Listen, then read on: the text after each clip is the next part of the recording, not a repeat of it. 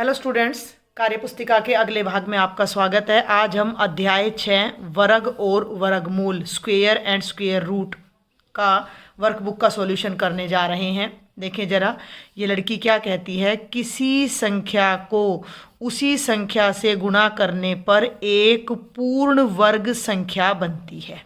ठीक है भाई, समझें इस बात को। जैसे देखो बेटा, एक को एक से गुणा करेंगे तो एक आएगा, ठीक है। दो को दो से गुणा करेंगे तो चार आएगा। तो जो चार है वो पूर्ण वर्ग संख्या कहलाएगी। क्यों कहलाएगी? क्योंकि चार दो, देखो दो गुणा दो, दो गुणा दो का मतलब है दो का वर्ग यानी दो की घात दो।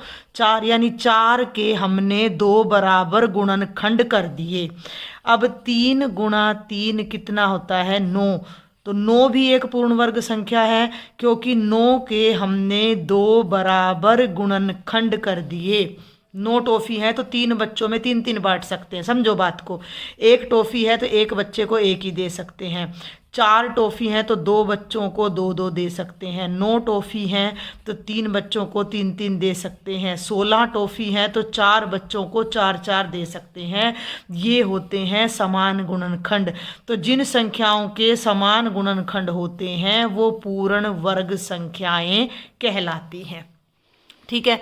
अब ये आपके सामने यहाँ एक टेबल है। यहाँ 1 2 3 4 5 6 7 8 9 10 लिखा हुआ है। यहाँ भी 1 2 3 4 5 6 7 8 9 10 लिखा हुआ है। नीचे दी गई सारणी को भरो और पूर्ण वर्ग संख्या पर गोला लगाओ। गुणन प्रक्रिया भरना कैसे है देखो, यहाँ से समझाती हूँ मैं। ये 10 है और ये 1 है। यहाँ 1 और ये 10, दोनों की गुणा करो 10 आएगा। 9 और 1 की गुणा 9, 8 और 1 की गुणा 8, 7 6 5 4 3 2 1। अब यहाँ अब इस खाने को भूल जाओ, इधर आ जाओ। 10 की गुणा किससे करनी है? 2 से। समझ पा रहे हो ना आप? नीचे 2 है, ऊपर 10 है, तो 10 दूनी 20। अब 9 की 2 से 9 दूनी 18, 8 दूनी 16, 7 दूनी 14, 6 दूनी 12, 5 दूनी 10, 4 दूनी 8, 3 दूनी 6। फिर आगे चलो, ये 3 है और ये 10 है। चाहे नीचे से कर लो चाहे ऊपर से। देखो 3 एकम 3, यहाँ से चलना। 3 दूनी 6, 3 तिया 9, 3 देखो ऐसे चल रही। ये 4 यहाँ जा रहा है, 3 यहाँ जा रहा है। 3 चौके 12, 3 का पहाड़ा पढ़ लो।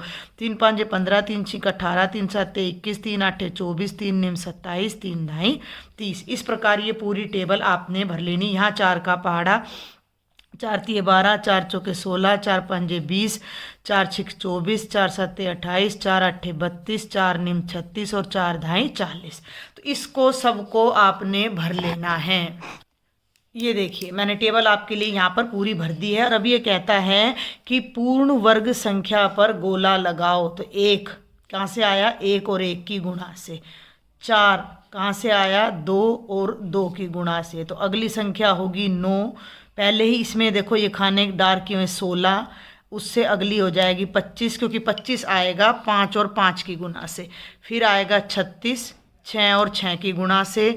फिर आएगा 49, 7 और 7 की गुणा से। 64, 8 8 64, 9 9 81। मतलब उसी संख्या को उसी से गुणा करें और जो संख्या नई प्राप्त हो वो पूर्ण वर्ग है। तो 1 से लेकर 100 तक ये 10 पूर्ण वर्ग संख्याएं हैं। समझे? क्या रंगीन, ये रंगीन खंड है कि संख्या एक पूर्ण वर्ग संख्या है, हाँ या नहीं? तो हाँ। यह तुम किस आधार पर कह रहे हो? तो यह संख्याएं, हम यहाँ लिखेंगे कि यह संख्याएं या इन संख्याओं के, यह संख्याएं, बल्कि ऐसे लिखो, इन संख्याओं के दो समान गुणनखंड हैं। ये ज़्यादा आसान पड़ेगा। इन संख्याओं के दो समान क्या हैं भैया? गुणनखंड हैं। इसलिए ये संख्याएं कैसी हैं? पूर्ण वर्ग संख्याएं हैं। आगे बढ़ते हैं भैया, अब हम फटाफट से अगले पेज पर देखें। नीचे दिए गए पैटर्न को समझो, सारणी को भरो। 1 गुणा 1 यानी 1 लंबाई और 1 चौड़ाई का वर्ग लिया तो क्षेत्रफल हो गया 1 गुणा 1 यानी 1। 2 गुणा 2, 1 2 3 4, तो 2 बाय 2 4, तो 3 बाय 3। अब देखो 3 बाय 3 का क्या करना है आपने? ऐसे ही यहाँ वर्ग बनाना है और उसके 3 हिस्से तो ऐसे करने हैं और 3 हिस्से ऐसे करने हैं। तो ये हो गया 9, ये हो गया 3 का वर्ग। समझ में आ रही मेरी बात? ये आगे बड़ा कॉम्प्लिकेटेड हो जाएगा तो हम ज़्यादा नहीं करेंगे, इस वाले खाने को फिर हम यहाँ छोड़ देंगे। 4/4 तो 1 2 3 4, 1 2 3 4, 16 खाने हो गए जो कि 4 का वर्ग है।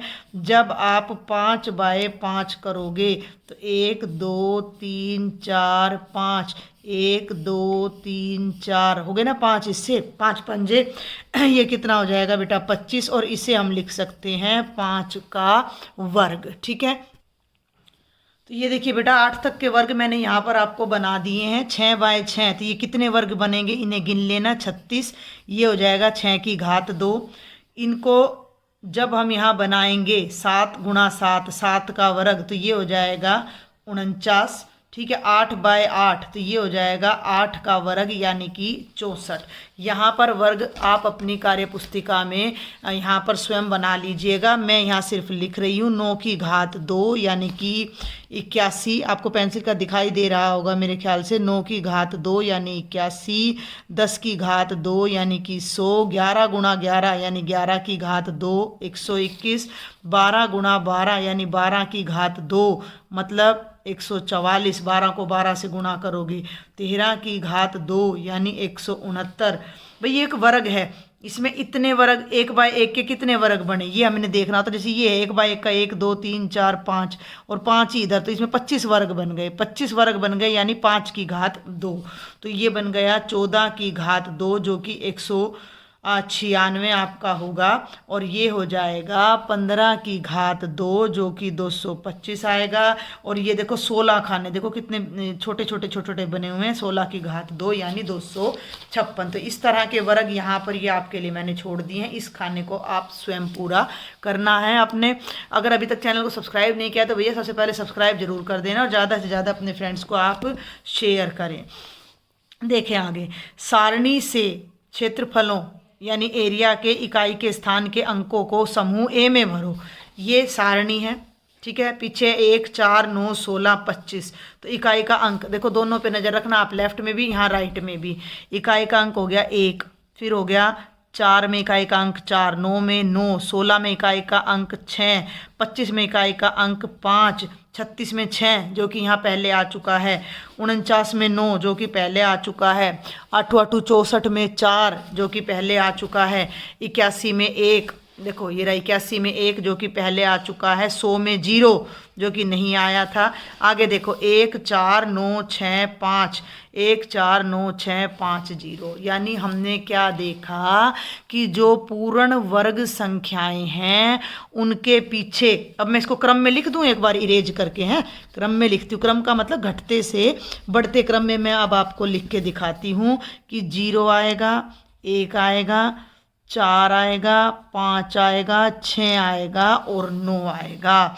ठीक है, इकाई के स्थान पर, ठीक है, इकाई के स्थान पर 1 आएगा।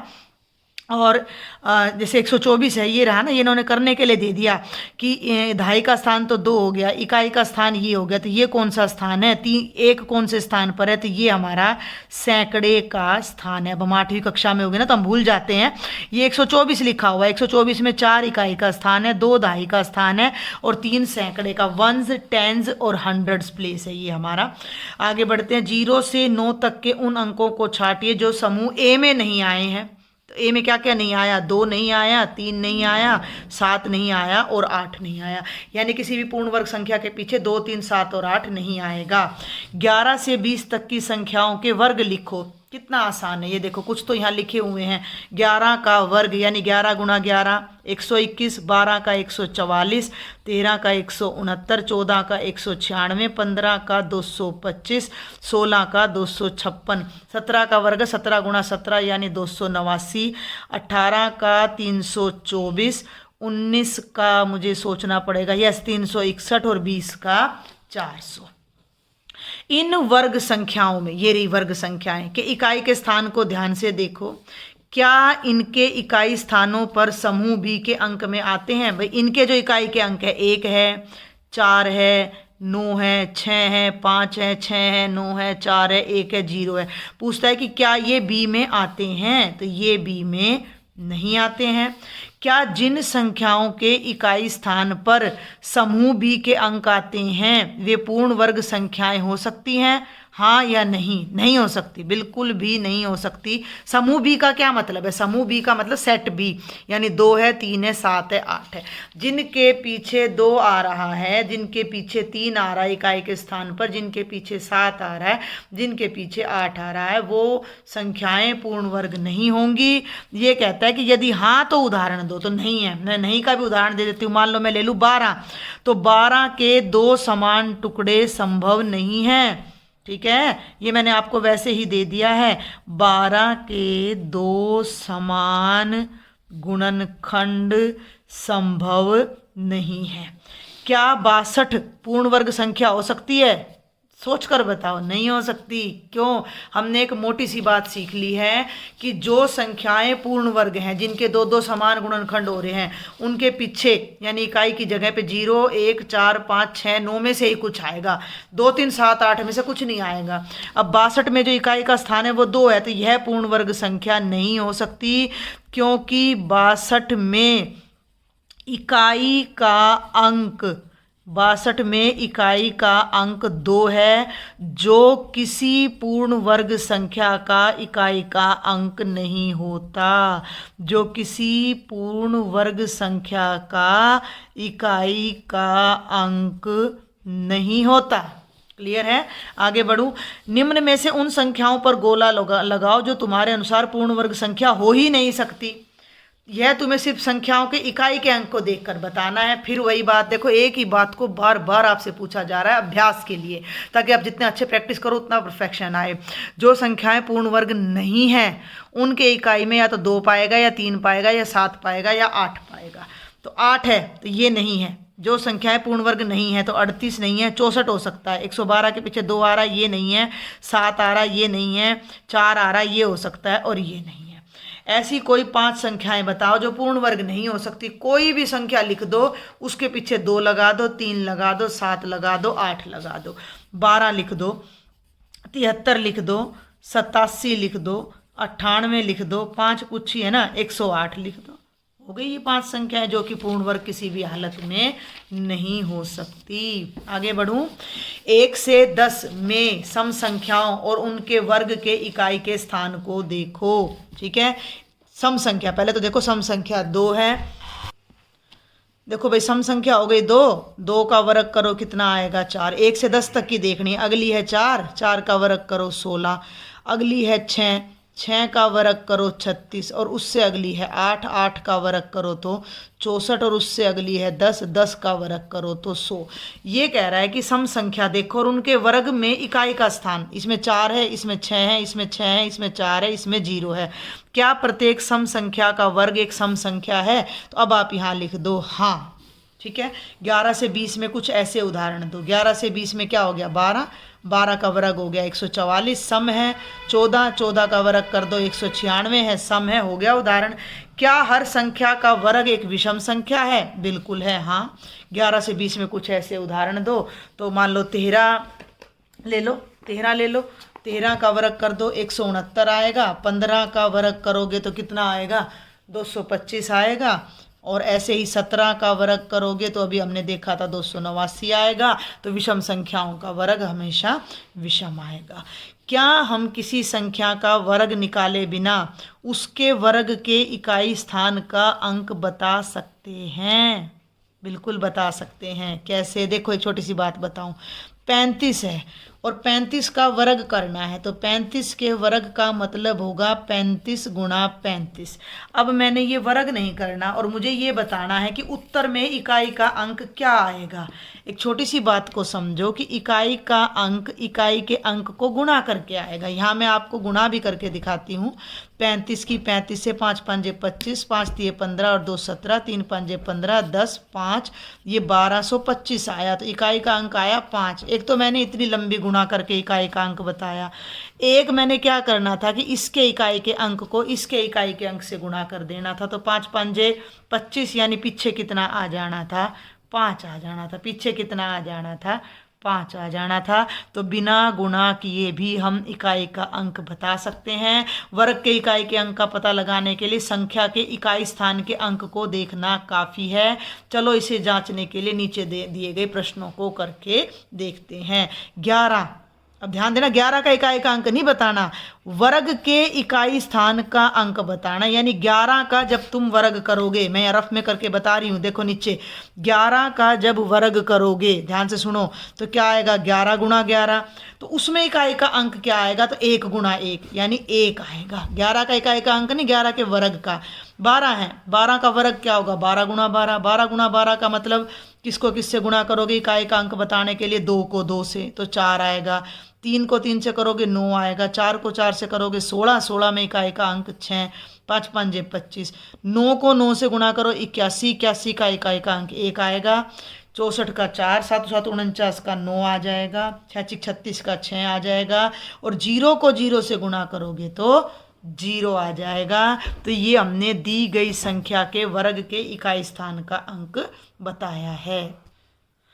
आगे देखते हैं क्या 11 व 19 के वर्ग के इकाई स्थान पर अंक समान हैं। बिल्कुल हैं भाई, देखो ना, 11 का वर्ग करोगे तो 11 गुणा 11 करोगे तो 121 आएगा, और 19 का वर्ग करोगे तो 361 आएगा। तो दोनों के पीछे 1 आ रहा है, बिना गुणा करे भी पता लग जाता भाई, 1 एकम 1, और 9 को 9 से करो 81 तो भी पीछे 1। तो हम कहेंगे कि हाँ हाँ है भाई, ये थोड़ा ऊपर नहीं दिख रहा हो तो आपको। इसके अलावा 11 से 20 में और कौन सी संख्याओं के वर्गों के इकाई स्थान पर अंक समान है। देखो वैसे तो मैंने 11 से 20 तक के वर्ग यहाँ बना रखे हैं, तो आप यहाँ से भी देख सकते हो कि 12 के पीछे 4 आएगा और ये 18 के पीछे 4 आएगा। तो हम यहाँ लिख देते हैं 12 और 18। पहला जोड़ा तो ये हो गया, क्योंकि 12 का इकाई का अंक आएगा 2 दूनी 4, 18 का आएगा 8 8 64, तो 4 आएगा। अब ये देखो 13 में इकाई का अंक 169 है, और ये 17 में 289 है। तो आप यहाँ लिख दो 13 और 17, क्योंकि 3 की 3 से गुणा 9 आती है, और 7 की 7 से गुणा करोगे तो 49 का इकाई का अंक 9 आएगा। आगे चलो 14 में 4 चौक 16 आएगा, और 16 में भी 256, 6 6 36 आएगा। हो गया। 11 का 19 से मिल रहा था, 12 का 18 से, उल्टा चल रहे हैं हम, उल्टी गिनती चल रही है। 13 का 17 से और 14 का 16 से। 11 21 441 के वर्गों के इकाई स्थान पर अंक समान होंगे। आपको ये कहानी समझ आ रही है ना। 11 का वर्ग नहीं करना, वर्ग में जो इकाई का अंक आएगा वो बताना, 21 का भी इकाई का अंक बताना, 21 के वर्ग का, 141 के वर्ग का। तो तीनों का इकाई का अंक क्या आएगा, 1 आएगा। तीनों का इकाई का अंक 1 आएगा। कुछ ऐसी संख्याएं लो जिनके वर्ग के इकाई स्थान पर नीचे दिए गए अंक हो। जैसे किसी संख्या के वर्ग में 0 आ रहा है तो 10 होगी, 20 होगी, 30 होगी, 40 होगी, 50 होगी, 60 होगी। जिन संख्याओं के वर्ग में, यहाँ पढ़ लेना, जिन संख्याओं के वर्ग में इकाई पर 1 आ रहा है, तो 11 के में 19 में 21 29, कितनी बना लो, 31 39 41 49, कितनी बना लो। 2 कहाँ आएगा, इकाई के अंक में 2 कहीं भी नहीं आएगा। कोई भी संख्या ऐसी नहीं है क्योंकि वर्ग में 2 आ जाए, क्योंकि हमने पहले भी देखा था कि जिन संख्याओं के पीछे 2 आता है वो पूर्ण वर्ग संख्याएं होती ही नहीं हैं। तो यहाँ कोई संख्या नहीं आएगी, यहाँ भी कोई संख्या नहीं आएगी। और 4 में देखो, अब तुम ये 10 से ऊपर ले रहा है तो 4 में ले लो 12 और 6 18, फिर ले लो 22 और 28, फिर ले लो 32 और 38, और 5 किन किन के पीछे आएगा, 5 15 25 35 45। ठीक है भाई, ये था प्रश्न नंबर 3। अब है प्रश्न संख्या 4। दी गई संख्या जिन संख्याओं की पूर्ण वर्ग संख्या है उनके इकाई स्थान क्या हो सकते हैं। ध्यान से, बहुत ध्यान से समझना है। दी गई संख्या 144 दे रखा है, तो भैया 144 जिनकी पूर्ण वर्ग संख्या है, 12 का वर्ग है ना ये, तो इनकी पूर्ण वर्ग संख्या है 12, उनमें इकाई का स्थान क्या होगा। कहने का मतलब क्या है, मेरी बात को समझो कि पीछे 4 कब आएगा। पीछे 4 कब आएगा, जब 2 को 2 से गुणा करोगे या 8 को 8 से। 2 को 2 से गुणा करोगे तो 4 आएगा, 8 को 8 से गुणा करोगे तो 64 आएगा, इकाई का अंक 4 आएगा। पीछे 9 कब आएगा, जब यहाँ या तो 3 हो या 7 हो। पीछे 6 कब आएगा, जब यहाँ केवल 4 हो या 6 हो, 4 चौके 16, 6 छिक 36, पीछे 1 कब आएगा? जब 1 हो या 9 हो। कहानी समझ आई? अब हम देखते हैं भाई क्वेश्चन नंबर 5। बिना गणना किए बताओ कि नीचे दी गई पूर्ण वर्ग संख्याएं किन संख्याओं के वर्ग हैं। ठीक है, नीचे दी गई पूर्ण वर्ग संख्याएं किन संख्याओं के वर्ग हैं। अब ये यहाँ कह के ना इसने यहाँ कुछ इनकम्प्लीट सा छोड़ दिया है। जो पहला भाग है वो देखो यहाँ पर, देखो आप खुद देखो, दूसरा, तीसरा, चौथा, पांचवा, यानी कि पहला भाग यहाँ से गायब है। तो ये क्वेश्चन हमारा इनकम्प्लीट है, तो हम इसे यहाँ नहीं छेड़ेंगे, इसको आप भूल जाओ। जब हमें संख्याएं नहीं दिखाई दे रही तो हम कैसे निकाल सकते हैं। ठीक है, आगे बढ़ते हैं दूसरे भाग पर। नीचे दी गई संख्याओं में से सिर्फ देखकर बताओ कि कौन सी पूर्ण वर्ग संख्याएं हो ही नहीं सकती। तो भाई बेटा जी 4 डिजिट याद कर लो, 2, 3, 7 और 8, और 0 अगर एक बार है तो ध्यान देना 0 का जोड़ा होना चाहिए। तो जिन संख्याओं के पीछे 2 है, 3 है, 7 है, 8 है, वो पूर्ण वर्ग हो ही नहीं सकती। तो ये हो सकती है, ये हो सकती है, ये नहीं हो सकती। यहाँ लिखनी पड़ेंगी तो लिख दो भाई 327, 153, 208 और भाई 472, और आप चेक कर लेना कोई रह ना जाए। तुमने इन संख्याओं की जांच कैसे की? हमने कैसे की? हमने इनका इकाई का स्थान जांचा। ठीक है ना, तो यहाँ लिख दो इकाई का स्थान जांचा। ठीक है ना, बस इतना ही पर्याप्त है। कक्षा में इसकी चर्चा करो। चर्चा क्या करनी है कि भाई जिनके पीछे 2 आए, 3 आए, 7 आए, 8 आए, वो पूर्ण वर्ग संख्याएं नहीं हो सकती। आगे चलते हैं चौथे भाग पर। अब 0 पे मेरी बात ध्यान से सुन लेना। 0 का जोड़ा होना चाहिए, पेयर होना चाहिए 0 का। क्यों? 0 का वर्ग कैसे? देखो भाई 10 का वर्ग करोगे तो 10 गुणा 10 यानी 100 आएगा। 20 का वर्ग करोगे तो 400 आएगा, यानी पीछे 0 का जोड़ा आएगा। इसके बाद जब तुम 100 का वर्ग करोगे तो 100 गुणा 100 यानी 10,000 आएगा।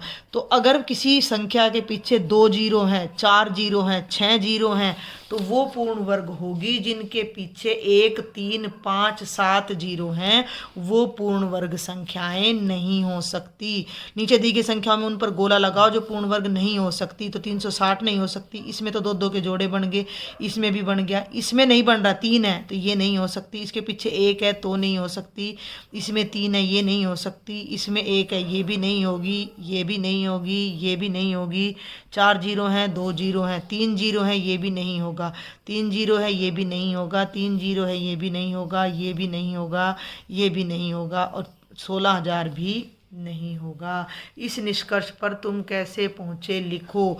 तो हम लिखेंगे कि जिन संख्याओं के पीछे 2, 4, 6, 8 0 होते हैं, जी शून्य लिखना, यहाँ शून्य होते हैं, वह पूर्ण वर्ग संख्या होती हैं। वह पूर्ण वर्ग संख्याएं होती हैं। वह पूर्ण वर्ग संख्याएं होती हैं। ठीक है, और जिन संख्याओं के पीछे 1, 3, 5 या 7 शून्य होते हैं, वो पूर्ण वर्ग नहीं होती। ठीक है भाई, ऐसे लिख लेना अपना। आगे बढ़ूँ मैं। यह है प्रश्न संख्या 6। नीचे दी गई सारणी को भरो और प्रश्नों का उत्तर दो। 10 का वर्ग 100, 20 का 400, 30 का 900, 15 का 200, 25 और 25 का 625। भर दी सारणी। इस आधार पर बताओ कि 256 व 729 10 के किन 2 गुणजों के वर्ग के बीच होगा। भाई 256 किसका वर्ग है? 16 का वर्ग है, यानी 16 गुणा 16। और 729 किसका वर्ग है? 23 का वर्ग है, यानी कि 23 गुणा 23। तो ये कहता है कि 10 के किन 2 गुणज के वर्ग के बीच में होगा। तो भाई ये तो 10 के वर्ग और 20 के वर्ग के बीच में होगा, क्योंकि 10 का वर्ग हो जाएगा 100 और 20, भाई 10 का पहाड़ा में क्या आता है? 10 के बाद सीधा 20 आता है। ये देखो ना भाई, जो ये नहीं 10 का, हाँ बिल्कुल 10 का वर्ग है। देखो 10 का वर्ग है 100, यहाँ से देखो पकड़ो, और 20 का वर्ग है 400, और ये संख्या 100 और 400 के बीच नहीं आ रही हैं ये संख्याएं। ये 30 का वर्ग आ जाएगा भाई, 100 और 900 के बीच आ रही हैं ये तो, ठीक है ना। 30 का वर्ग कितना हो जाएगा, 900 हो जाएगा। तो ये संख्या हम लिखेंगे कि 100 और 900 के बीच आ रही हैं, तो अंत में आप क्या लिखोगे, 10 के वर्ग और 30 के वर्ग के बीच आती हैं। 10 के वर्ग और 30 के वर्ग के बीच आती हैं, ठीक है। 256 10 के वर्ग के ज़्यादा करीब है या 20 के वर्ग के, भैया 256। अब ध्यान दो जरा, यहीं पे बताती हूँ मैं, देखो जरा। 10 का वर्ग है 100 और 20 का वर्ग है 400, बीच में आ रहा है 256। यहाँ कितने का फर्क है, 156 का। और यहाँ कितने का फर्क है, 10 में से 6 गए 4, 9 में से 5 गए 4, 144 का। तो 20 के वर्ग के ज़्यादा पास हुआ ना ये, किसके ज़्यादा पास हुआ, 20 के वर्ग के, ठीक है भाई। 10 और 20 के बीच की किन संख्याओं के वर्ग के इकाई स्थान पर 6 आता है। बहुत आसान है, 14 में आएगा, 15 छोड़ के 16 में आएगा, बस 14 और 16 के इकाई स्थान पर 6 आएगा। उपर्युक्त संख्याओं में से 256 किसका वर्ग हो सकता है, तो 14 और 16 में से तो 16 का वर्ग होगा। 729 20 के वर्ग और 30 के वर्ग में किसके अधिक पास है, तो 30 के वर्ग के, क्योंकि भाई 20 का वर्ग कितना है, 400 है, 30 का वर्ग कितना है, 900 है। तो 729 900 के ज़्यादा पास पाएगा, क्योंकि 400 से इसका फ़र्क कितना है, 329 का, और 900 से कितना फ़र्क है, 200 से भी कम का फ़र्क है। तो हम लिखेंगे 30 के वर्ग के पास है। आगे बढ़े, 20 और 30 के बीच कौन सी संख्याएं हैं जिनके वर्ग के इकाई स्थान पर 9। अब 9 कब आएगा, जब जिसके पीछे 3 हो, ठीक है, या 7 हो।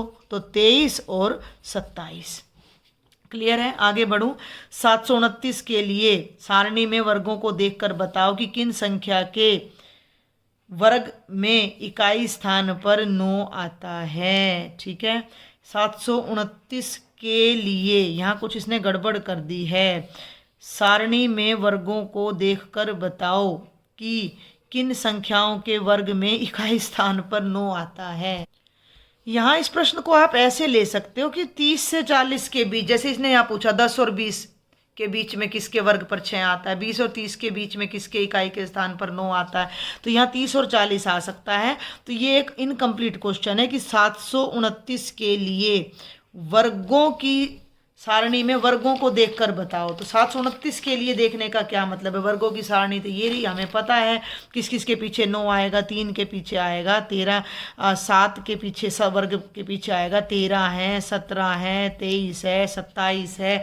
आप ये कुछ उदाहरण यहाँ लिख देना, 33 है, 37 है। 729 किस संख्या का वर्ग होगा, तो 23 का वर्ग होगा।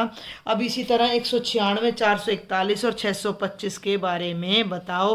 तो क्योंकि हम ये पीछे कर चुके हैं, तो 196 होगा 14 का वर्ग, अनुमान लगा रहे हैं अब हम। तो 441 होगा 21 का वर्ग, और 625 होगा, यहाँ वर्ग का चिन्ह नहीं आएगा, केवल 625 आएगा, जो कि है हमारा 25 का वर्ग। तो आज का लेक्चर बेटा यहीं पर कंक्लूड करते हैं। इसका 7-8 पेज और रह गए, जिन्हें मैं नेक्स्ट लेक्चर में कवर करूँगी। ज़्यादा से ज़्यादा आप मेरे लेक्चर को शेयर करो, और अगर चैनल को सब्सक्राइब नहीं किया है तो ज़रूर से ज़रूर सब्सक्राइब कर लें। Thank you.